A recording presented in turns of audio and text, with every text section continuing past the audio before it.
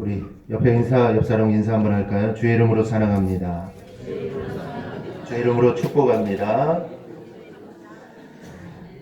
진시황이 중국을 통일할 당시에 중국 북방에는 흉노라는 민족이 있었습니다. 그래서 군사를 보내서 진거를 하기도 했지만 끈질긴 흉노족의 위협의 위기를 느낀 진시황은 기원전 214년에 성을 쌓기로 결심을 합니다. 그 성이 바로 만리장성입니다. 진시황은 장성 수축을 위해 백성 40만에서 약 50만 명을 동원했고 병사들도 약 30만에서 50만 명을 동원을 했다고 합니다. 이 성을 쌓는데 약 10년 정도 걸렸고 처음에는 약 5,000km 정도였는데 나중에는 점차 늘려서 무려 7,000km가 넘는 지구상에서 가장 긴 성벽을 쌓았습니다. 이 만리장성은 주로 이 험준한 산맥을 따라 지어졌기 때문에, 그리고 높이가 무려 9m, 폭이 무려 5m이고 또 거기에 이 방어하는 군사들까지 있기 때문에 일반적인 방법으로는 이 만리장성을 도저히 뚫을 수가 없었답니다. 그런데 이상한 것은 그렇게 높은 만리장성이 완성이 된 뒤에도 북방 민족들은 자주 쳐들어왔고 또 자주 약탈을 해가는 겁니다. 그 이유는 이 만리장성에는 여러 개의 문이 있는데 관문 문지기에게 뇌물을 주면 문을 열어주기 때문에 이 장벽을 넘지 않고 그냥 관문을 통해 쉽게 이 약탈이 가능했다는 겁니다. 그리고 또 외신 보도에 따르면 이 몇 해부터는 일부 현지인들이 이 만리장성의 이 벽돌을 빼서 기념품으로 팔고 있다고 합니다. 처음에는 몇 사람이 한두 개 정도 빼서 팔다 보니까 이 생각보다 이 장사가 잘 되는 겁니다. 그래서 너나 나나 서로 이 벽돌을 빼다 팔고 있고, 이 정부에서는 강력하게 단속을 하지만 심한 곳은 이 벽돌을 빼가는 도둑들 때문에 이 장벽이 무너질 위기에 처한 곳도 있다라는 겁니다. 그 엄청난 성벽이 무너질 거라고 생각하는 사람은 단 한 명도 없었습니다. 그런데 그런 성벽도 벽돌을 하나둘 빼가면 무너질 수도 있다라는 겁니다. 여기서 우리는 작은 틈이 얼마나 무서운 것을 우리가 보게 됩니다. 우리의 삶도 우리의 신앙도 작은 틈을 조심해야 됩니다. 큰 것은 당연히 조심하겠죠. 큰 것은 눈에 보이기 때문에 당연히 조심합니다. 그런데 작은 것은 눈에 보이지 않습니다. 그런데 우리는 우리의 삶, 우리의 신앙, 작은 틈을 늘 조심해야 됩니다. 즉, 나 하나쯤, 한 번쯤, 뭐 이 정도쯤이야, 이것쯤이야, 이런 생각 때문에 우리가 큰 문제가 생기고 하나님 주시는 축복의 기회가 날아갈 수가 있습니다. 그러니 우리는 이 정도쯤이야, 뭐 이것쯤이야, 우리는 이런 생각을 우리는 버려야 합니다. 즉, 우리는 예배를 한두 번 빠지고 기도에 한두 번 빠지는 것을 아무것도 아니라고 우리는 생각을 합니다. 뭐 그거 한 번쯤이야, 그 한 번 빠지는 게 뭐 대단할까. 그러나 그런 것들은 우리의 신앙의 벽돌을 한 장, 두 장 빼는 것과 같습니다. 눈에는 아무것도 보이지 않습니다. 아무것도 아닌 것 같습니다. 하지만 그런 것으로 인해 내 신앙이 무너질 수 있다는 것을 우리가 명심하시기를 바랍니다. 그런데 이런 상황에서도 위기를 느끼지 못합니다.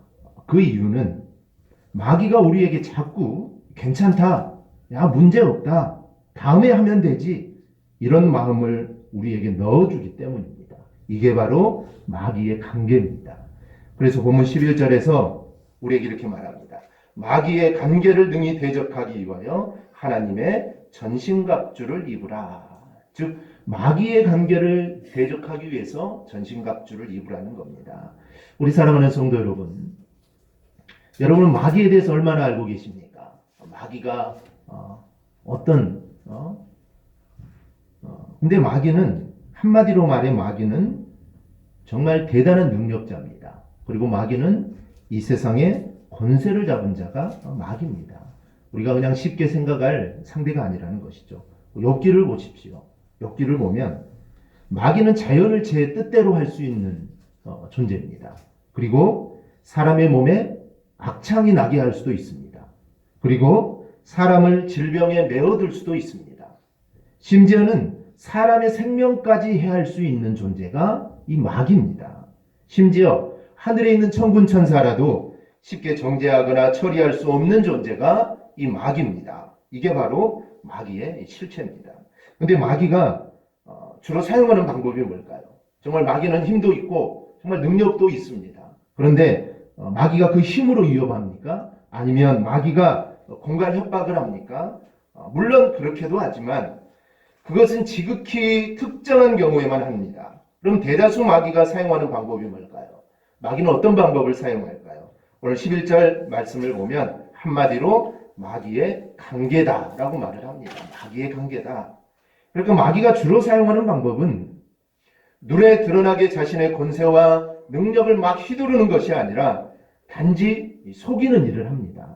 즉 마귀가 하는 주 업종이라는 것은 거짓말, 속임입니다. 그런데 이 관계라는 이 단어는 단순히 우리가 생각하는 꾀, 속임 이런 정도의 의미가 아니라 음모라는 보다 강한 뜻을 가지고 있습니다. 그러므로 영적 지각이 없는 자들은 마귀의 이러한 관계에 말려들기가 식상합니다. 따라서 성도들은 정말 보잘것없는 스스로의 능력으로 마귀를 이기려고 해서는 절대로 안 됩니다. 그러니 우리가 마귀에게 속지 않고 이 마귀를 대적하려면 장군들이 전쟁에 나갈 때 투구를 쓰고 갑옷을 입고 나가듯이 우리도 하나님의 전신갑주를 입고 나가야 합니다.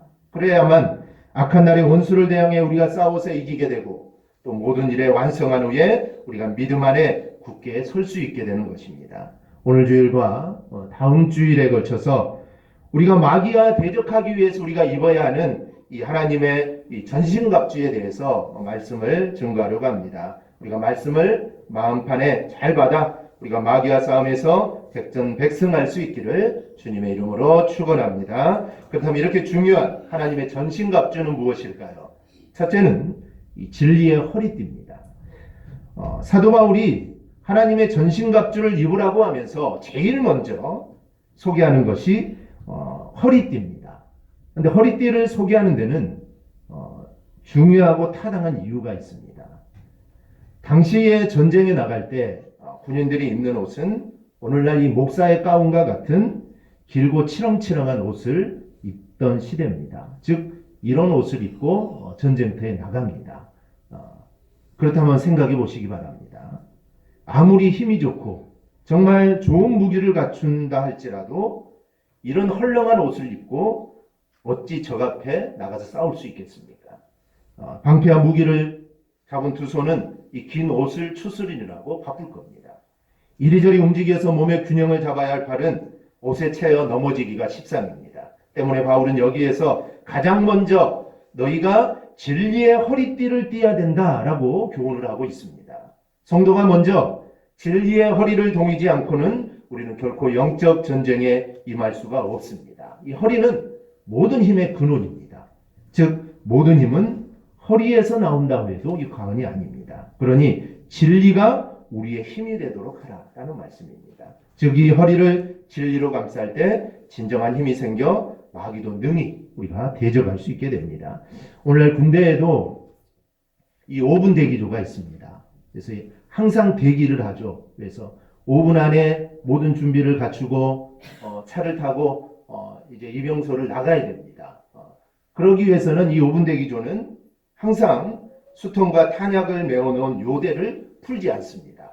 항상 허리에 차고 있습니다. 그래서 항상 나가서 바로 출발할 수 있도록 항상 대기를 하고 있습니다. 이와 마찬가지로 그리스도인들이 진리로 자신을 묶어 준비하고 있지 않으면 사단이 공격이 올 때 우리가 패하거나 싸워 이길 수 없게 되는 것은 이건 자명한 일입니다.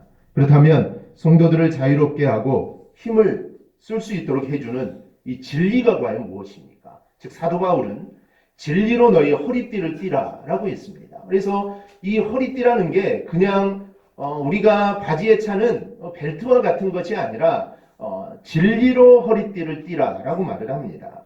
이 진리의 사전적 의미는 현실이나 사실에 분명하게 맞아떨어지는 것 또는 보편적, 분별적으로 알맞은 것을 진리라고 합니다. 하지만 성경이 말하는 진리는 무엇입니까? 성경이 말하는 진리는 예수님 자신이 진리다라고 이렇게 말씀을 합니다. 요한복음 14장 6절을 보면 예수께서 이르시되 내가 곧 길이요 진리요 생명이니 나로 말미암지 않고는 아버지께로 올 자가 없느니라. 그러므로 예수님을 아는 것이 진리입니다. 따라서 진리로 허리띠를 삼으라는 말은 뭘까요? 이 말은 예수님을 허리띠 삼으라는 겁니다. 즉 예수님을 나의 힘으로 삼으라라는 겁니다. 믿음의 사람들의 특징이 이것입니다. 예수님을 자기 힘으로 삼습니다. 그런데 믿음 없는 사람들의 특징은 이와 반대입니다. 즉 예수님을 자기의 힘으로 삼는 것이 아니라 자기를 세상에 자기의 힘으로 삼게 된다라는 겁니다. 우리가 다니엘을 보면 다니엘은 자기가 갖고 있는 이 총리직을 자기의 힘으로 삼지 않았습니다. 그래서 그는 자신의 힘이신 하나님께 하루에 3번씩 기도했습니다. 만약에 그가 자기의 총리직을 자기의 힘으로 삼았다면 다니엘은 기도하지 못했을 겁니다. 힘이 총리직인데 기도하면 총리직을 잃게 되는데 어떻게 기도할 수 있겠습니까? 다니엘은 오직 하나님을 자기 힘으로 삼았습니다. 이것은 모세도 요수아도 다윗도 마찬가지입니다. 즉 군사력을 자기 힘으로 삼은 게 아니라 그들은 오직 하나님만을 자기 힘으로 삼았습니다. 우리는 사무엘하 24장에서 인구조사를 하는 다윗을 왜 하나님이 그렇게 책망하는지 그 이유를 여기서 알 수 있습니다. 인구조사한 게 뭐가 큰 잘못이라고 하나님은 그렇게 노발대발하시면서 다윗을 벌하십니다. 그 이유가 바로 여기에 있습니다. 즉 하나님을 자기 힘으로 삼던 다윗이 어느 순간인가 군사력을 자기 힘으로 삼기 시작한 것입니다. 그래서 그런 모습을 본 하나님이 바로 진노하신 겁니다. 지금까지는 하나님이 힘이어서 하나님이 모든 걸 다 해주었는데 하나님이 형통하게 하시고 하나님이 잘해 주셨는데 어느 날 하나님이 아니라 군사가 몇 명이나 될까? 내가 가지고 있는 군인은 몇 명일까? 내가 가지고 있는 권력은 얼마나 될까? 내가 가지고 있는 인맥은 얼마나 될까? 내가 가지고 있는 학력은 얼마나 될까? 이제 이것들을 생각하기 시작합니다. 그러니 이제 하나님을 의지하는 마음이 없어지기 시작합니다. 그래서 하나님이 진노하십니다. 이 진노를 통해 다윗이 깨닫게 된 것이 있습니다. 그래서 그는 시편 18편에서 하나님의 진노를 받고 그가 깨닫고 이렇게 말합니다. 우리 1절에서 3절 우리 함께 봉독합니다. 나의 힘이신 여호와여 내가 주를 사랑하나이다. 여호와는 나의 반석이시요 나의 요새시요 나를 건지시는 이시요 나의 하나님이시요 내가 그 안에 피할 나의 바위시요 나의 방패시요 나의 구원의 뿌리시요 나의 산성이시로다. 내가 찬송받으실 여호와께 아뢰리니 내 원수들에게서 구원을 얻으리로다. 아멘. 하나님을 힘으로 삼으니 모든 원수들에게서 구원을 받는다는 겁니다. 즉 그러기에 우리는 하나님을 우리의 힘으로 삼아야 됩니다. 즉 하나님 제일주의 신앙으로 우리는 살아야 됩니다. 즉 하나님이 제일입니다. 권력도 아니고 명예도 아니고 지식도 아니고 그런 것 아닙니다. 오직 하나님 제일주의 신앙으로 우리가 살아가기를 바랍니다. 우리가 이렇게 우리의 하나님 우리의 힘으로 삼으면 어떤 마귀의 위협과 공격 그리고 유혹에도 우리는 안전하다라는 겁니다. 우리 모두 정말 진리 되신 예수님을 우리의 허리띠로 삼아 굳건하게 설 수 있기를 주님의 이름으로 축원합니다. 두 번째는 의의 호심경을 붙이라고 합니다. 이 호심경에 해당하는 이 도라카라는 이 단어는 병사가 전투에 나갈 때 자신의 생명을 보호하기 위해 착용하는 이 장구 중에 하나입니다. 그런데 단순히 호심경은 내 가슴만이 아니라 목에서부터 허리까지 그리고 혹은 넓적다리까지를 감싸는 이 보호대입니다. 이는 병사의 심장과 폐 등 신체의 주요 기관들을 보호하는 역할을 합니다. 신체의 다른 부위에 즉 우리의 손이나 또 우리의 발이나 이런 곳에 공격을 당해도 우리가 위협하지만 이 가슴은 제일 위험한 부분입니다. 그런데 가슴에 이와 같은 단단한 호심경을 우리가 붙이면 어떻습니까? 비록 실수로 적의 창과 적의 칼에 내 가슴이 노출되더라도 안전합니다. 방어를 하기 때문에 안전합니다. 그렇다면 이 의의 호심경을 붙이라는 말씀의 정확한 의미가 무엇일까요? 마귀로부터 우리가 치명적인 공격을 받더라도 그것으로부터 안전하기 위해서는 우리의 의를 가슴 방어에 호신경으로 삼아야 한다라는 말씀입니다. 이 공동번역이나 이 현대어 새번역을 보면은 이것을 정의로 가슴에 무장을 하고 정의로 가슴에 무장을 하고라고 번역을 합니다. 한마디로 우리 마음에 정의가 가득하게 하라는 겁니다. 즉 우리 마음속에 정의가 가득해야 됩니다. 정의와 반대되는 개념이 있다면 불의입니다. 불의는 죄입니다. 불의는 악입니다. 그러니까 우리 마음속에 죄가 불의가 가득하게 있지 못하게 하라는 겁니다. 그 대신 죄와 불의 대신 우리 안에 의가 가득하게 하라. 이게 바로 우리의 가슴에 호신경을 붙이라는 말입니다. 불의는 나는 죄를 지을 수 있다는 생각입니다. 나는 죄를 지을 수 있다. 그런데 정의는 나는 죄를 지을 수 없다. 즉 나는 죽어도 나는 죄를 지을 수 없다. 이게 바로 정의입니다. 우리가 조금 전에 다니엘을 살펴보았는데 이번엔 그 친구들입니다. 왕이 신상을 만들어 놓고 거기에 절을 하라고 하죠. 그때 사드락 메삭 아벳느고는 다니엘의 세 친구는 단호히 거절을 합니다. 이때 이들은 바벨론의 관리들입니다. 그러나 이들은 우상을 숭배하라는 왕의 명령을 단호하게 거부합니다. 아니 그냥 한번 절하고 집에 가서 회개하면 되지. 그까지 우상에게 한번 절하는 게 뭐 그게 대단하냐? 라고 이렇게 세상 사람들은 말을 합니다. 한 번쯤 절하면 되지. 한 번쯤 고개 숙이면 되지. 그러나 이것은 마귀가 주는 생각입니다. 우상에게 한 번 절하면 그것으로 끝이 아닙니다. 이 사람이 이제 우상을 섬기는 사람이 됩니다. 그리고 한 번 하면 그 다음에는 어떻게 될까요? 또 하게 됩니다. 또 하게 됩니다. 한 번으로 끝나는 것은 없습니다. 또 하게 됩니다. 그러기에 새 친구는 우리는 할 수 없다. 절대로 할 수 없다라는 겁니다. 즉 한 번만 절하라는 느부갓네살 왕에게 그리고 한 번만 절하면 너희들 살려주겠다는 그 왕에게 이렇게 말합니다. 다니엘 3장 16절 17절을 보면 사드락과 메삭과 아벳느고가 왕에게 대답하여 이르되 느부갓네살이여 우리가 이 일에 대하여 왕에게 대답할 필요가 없나이다. 왕이여 우리가 섬기는 하나님이 계시다면 우리를 맹렬히 타는 풀무불 가운데에서 능히 건져내시겠고 왕의 손에서도 건져내시리이다.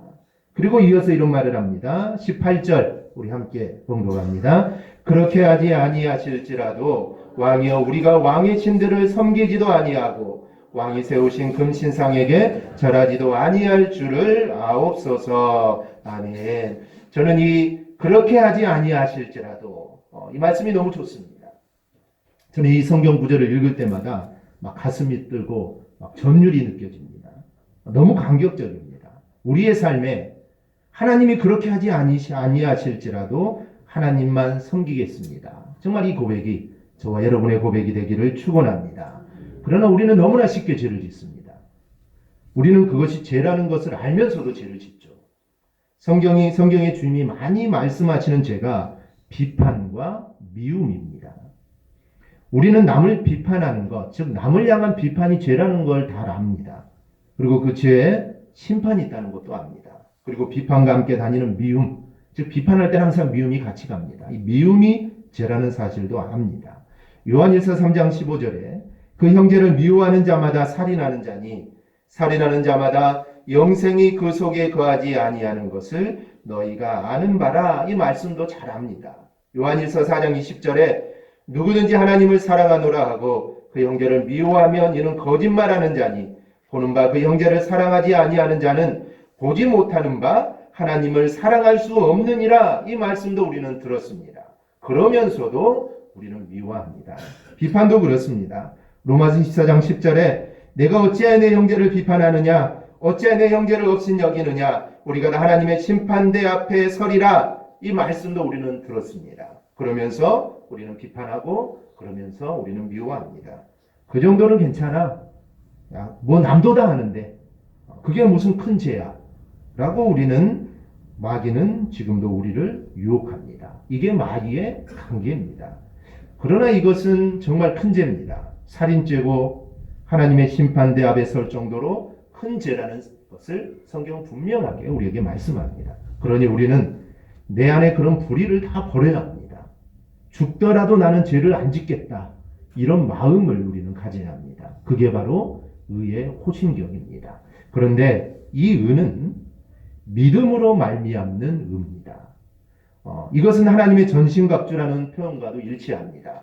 만일 이 의가 내 자신의 의라면 이것을 어떻게 하나님의 전신갑주로 할 수 있겠습니까? 만약에 내 의라면 이것은 어디까지나 인간의 전신갑주일 뿐입니다. 그런데 인간의 전신갑주를 입고는 절대로 마귀를 대적하여 이길 수가 없습니다. 우리 사랑하는 성도 여러분, 그러므로 이제 우리가 바로 아시기 바랍니다. 우리를 마귀의 정죄로부터 온전히 보호할 수 있는 것은 오직 믿음으로 말미암는 의입니다. 즉 마귀는 참소자입니다.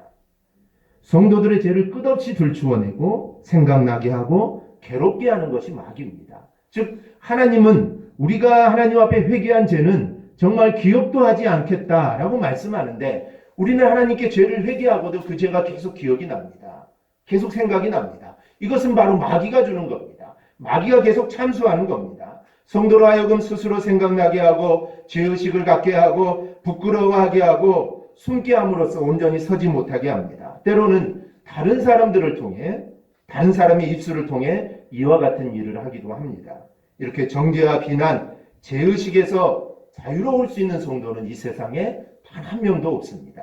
만약에 있다고 자부한다면 오히려 그 사람이 이상한 사람입니다. 그러므로 믿음의 은한 의, 이것을 우리의 호심경으로 우리가 우리의 가슴에 단단히 우리가 붙여가시기를 바랍니다. 마귀는 종종 이것을 떼어내려고 합니다.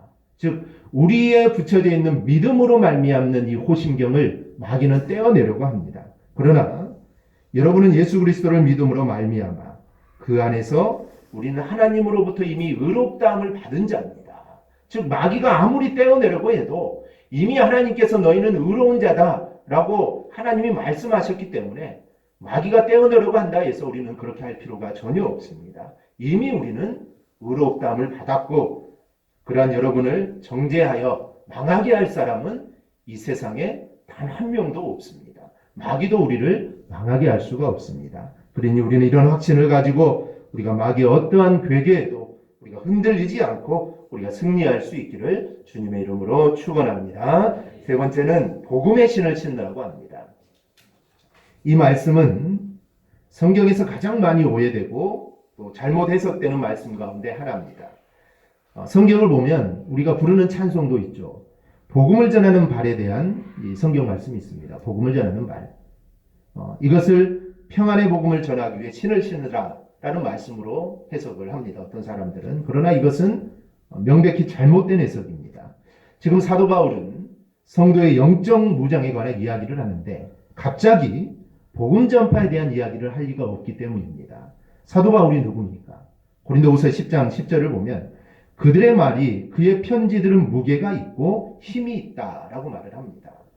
다른 것은 몰라도 이 글에 있어서 사도 바울은 당시의 대적자들조차 인정하지 않을 수 없을 정도로 정말 힘이 있고 논리적인 인물이 바로 이 사도 바울입니다. 이런 사도 바울이 지금 성도들이 영적 무장을 말하면서 갑자기 너희가 복음을 전해라 이렇게 말할 리는 없다라는 것입니다. 그럼 이 말의 뜻은 무엇일까요? 정확한 의미는 무엇일까요? 그것은 바로 평안의 복음 그 자체가 영적 군인된 성도에게 있어서 로마 군인들이 군화와 같은 안전한 신발이 된다라는 겁니다.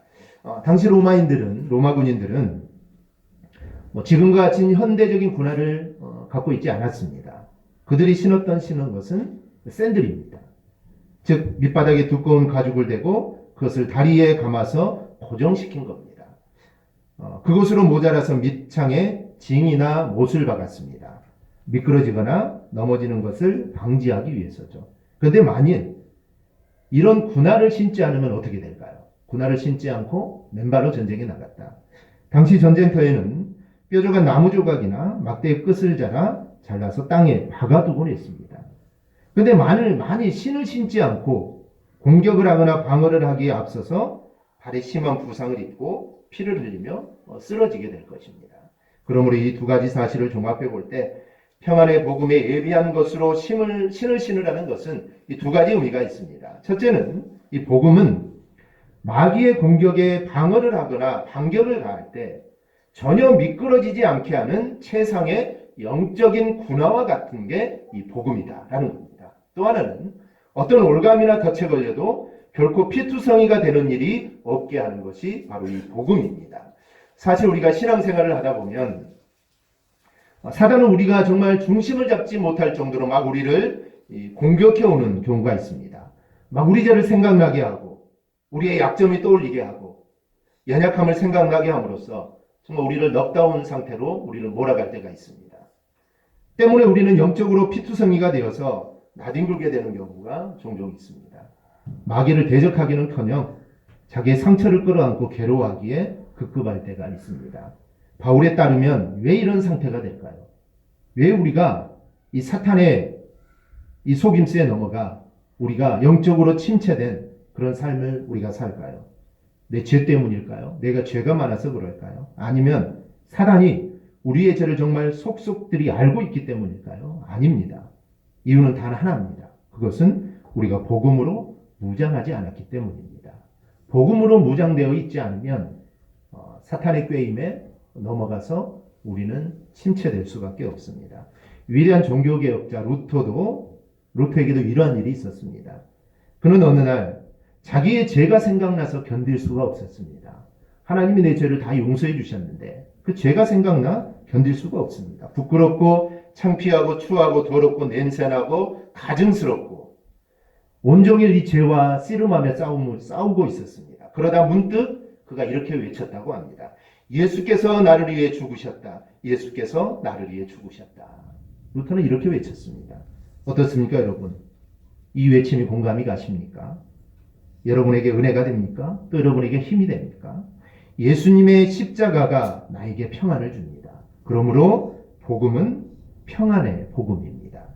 그러므로 우리가 가는 곳마다 우리는 이 평안의 발자국이 남게 해야 됩니다. 서산대사가 짓고 이 김구 선생님이 평생 좌우명으로 삼았다는 유명한 말이 있습니다. 보시면 답서랴 중거 눈 덮인 저 들판을 걸어갈 때에는 불수호란행 함부로 어지러이 발자국을 내지 말라. 금일아 행적 오늘 내가 남긴 이 발자국이 수작 후인정 또 어느 선구자의 이정표가 될 테니. 이 말처럼 사람이 살다 보면 발자국이 남습니다. 우리도 우리가 살던 자리 또 내가 머물던 자리 또 지나간 자리에는 반드시 자국이 남습니다. 그러면 그 자리에 평안이 남게 하라는 겁니다. 즉 다툼이 남게 해서는 안 된다라는 말씀입니다. 어느 교회 부흥회가 열렸습니다. 당시 목회도 잘하시는 꽤 유명한 목사님을 이제 부흥 강사로 모셨는데요. 그런데 이 강사 목사님이 계속 평안을 서로 주라는 말씀만 합니다. 평안을 서로 주라. 가는 발걸음이 평안을 남기라. 이 말만 계속합니다. 주일 저녁부터 시작해서 수요일 저녁까지 새벽, 오전, 저녁 시간까지 모두 10번의 집회가 예정되어 있는데 계속 그런 말씀만 합니다. 그 말씀을 듣다 못한 담임 목사님이 조심스럽게 말합니다. 목사님, 우리 교회는 아주 평안한 교회입니다. 모든 일이 하나가 되는 단합이 아주 잘 되는 교회입니다. 그러니 그런 말씀 말고 성령 충만, 능력, 은사 좀 그런 말씀을 좀 해주시면 좋겠습니다. 그래서 강사 목사님이 이렇게 말합니다. 예, 목사님, 저도 사실 그런 말씀을 준비해 왔는데 그런데 성령님이 자꾸 이렇게 말씀을 이끄십니다. 아마 하나님의 무슨 뜻이 있나 봅니다. 반드시 좋은 일이 있을 겁니다. 그 말씀을 들은 담임 목사님이 아멘. 그러면 성령님이 그렇게 감동하시면 순종해야지요. 목사님 뜻대로 하십시오. 이렇게 말합니다. 그러니 여전히 담임 목사님 마음에는 우리 교회는 평안한 교회고 정말 모든 일에 단합이 잘 되는 교회인데 왜 성령님께서 그러실까? 이런 의구심이 계속 있었습니다. 그런데 집회가 끝나고 교회에서 중직을 맡은 몇 사람이 담임 목사님을 찾아왔습니다. 그리고 이렇게 고백합니다. 목사님, 사실 우리 몇 사람이 못된 일을 꾸미려고 했습니다. 그런데 말씀을 듣다 우리가 얼마나 잘못된 생각을 하고 있는가가 깨달아졌습니다. 목사님 잘못했습니다. 다시는 그러지 않겠습니다. 그분들이 하려는 일은 교회 분란이 일고 덕이 안 되어서 교회가 갈라질 정도의 일이었습니다. 그러나 이분들이 우리의 발걸음이 닿는 곳마다 평안이 임해야 한다라는 이 말씀을 계속 들으면서 그들이 깨어진 것입니다. 즉 우리가 가는 곳마다 평안을 남겨야 되는데 지금 우리가 하려고 하는 일은 이거는 평안을 남기는 일이 아니다라는 것을 성령을 통해 그들이 알게 되고 깨어지게 된 것입니다. 우리 사랑하는 성도 여러분, 오늘 우리에게도 이런 일이 또 이런 역사가 일어나기를 소망합니다. 혹시라도 우리 가운데 악한 생각을 가지고 있다면 우리는 멈추어야 합니다. 혹시라도 비판과 미움을 가지고 있다면 우리는 그만두어야 합니다. 혹시 모든 악한 생각과 모든 생각들을 우리는 다 버려야 합니다. 고린도후서 2장 15절은 우리는 구원받은 자들에게나 망하는 자들에게나 하나님 앞에서 그리스도의 향기라고 말씀합니다. 마태복음 5장은 우리가 세상의 빛과 소금이다 라고 말씀을 합니다. 향기고 빛과 소금은 우리가 가는 곳마다 악취만 풍기면 되겠습니까? 내가 지나간 자리마다 죄만 남고 내가 지나간 자리마다 미움만 남고 남을 비판하고 비판만 남는다면 그것은 바로 지금 마귀의 관계에 우리가 빠진 겁니다. 그러면서도 알지 못하는 사람들이 많다라는 것입니다. 그러니 이제 우리는 하나님이 주시는 평안의 신발을 우리가 신으시기를 바랍니다. 그래야 내가 지나간 자리마다 이제는 미움이 남는 것이 아니라 내가 지나간 자리마다 사랑과 칭찬이 남게 하는 그런 복된 발걸음이 되기를 주님의 이름으로 축원합니다. 말씀을 맺습니다. 우리 사랑하는 성도 여러분, 마귀는 우리가 상상 못할 다양한 방법으로 우리를 유혹합니다. 즉 관계를 부립니다. 우리를 꿰입니다. 아무리 정의로워 보이고 정말 이것이 아무리 의로운 일이라 할지라도 이거는 정말 의로운 일이야, 이거는 정말 정의로운 일이야 라고 한다 할지라도 미움은, 비판은, 죄는 이거는 마귀의 관계입니다. 그러니 우리는 예수님을 우리의 힘으로 삼고 우리의 예수님 믿음으로 말미암는 의를 우리의 가슴에 품고 가는 곳마다 평안을 남기는 삶을 우리가 살아가기를 바랍니다. 이렇게 전신갑주로 우리가 무장하여서 우리를 넘어뜨리려고 하고 또 우리를 자기 백성 삼으려고 하는 이 마귀의, 원수 마귀의 관계를 우리가 이기며 나아가는 우리 성도들이 다 되기를 주님의 이름으로 축원합니다. 아멘. 기도하겠습니다.